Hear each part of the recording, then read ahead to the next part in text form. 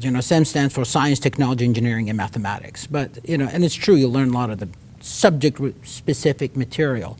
But what also STEM teaches you is critical thinking skills, working in teams, meeting deadlines, projects, designing experiments, and et cetera, et cetera. And I think all those skills actually translate well in other courses.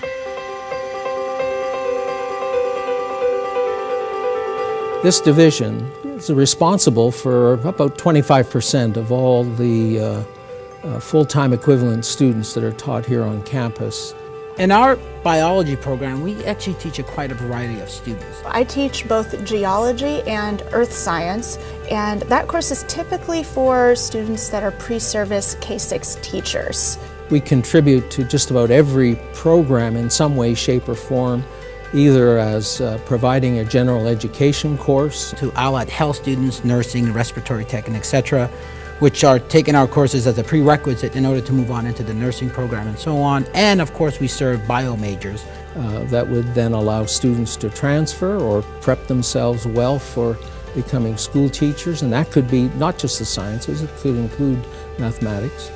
And then also those students who are anxious to get into professional programs.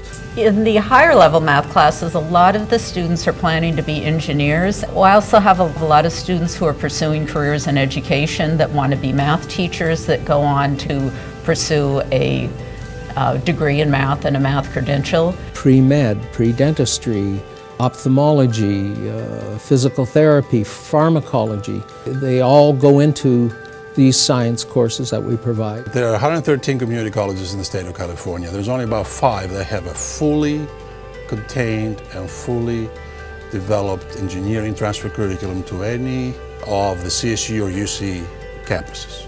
I think we're going to become a facility that the community is going to be very proud of.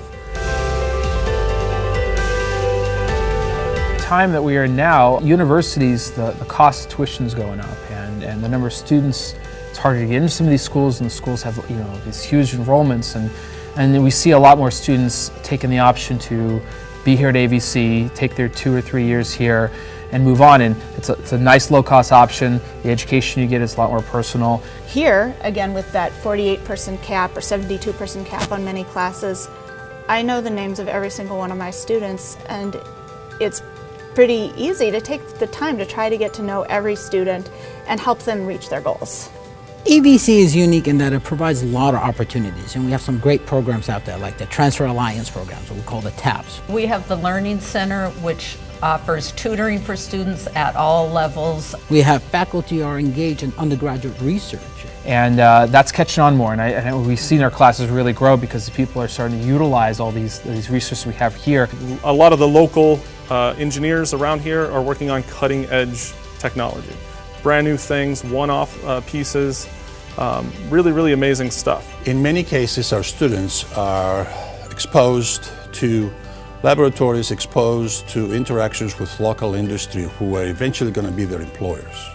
There's a big need for engineers up here. We have Edwards and all kinds of other engineering firms and aerospace engineering that are looking for people. So we try to adapt our labs, adapt our hands-on experiences to teach the students how to use these cutting-edge equipment, testing the implementation devices. Once students get that sense of wonder, it kind of lights a flame in them and allows them to grow, and that flame can infect other people, and the STEM education can expand and say, hey, this is exciting. And that's why we emphasize a lot of hands-on and inquiry-based learning in our majors courses, and that's our goal in this campus.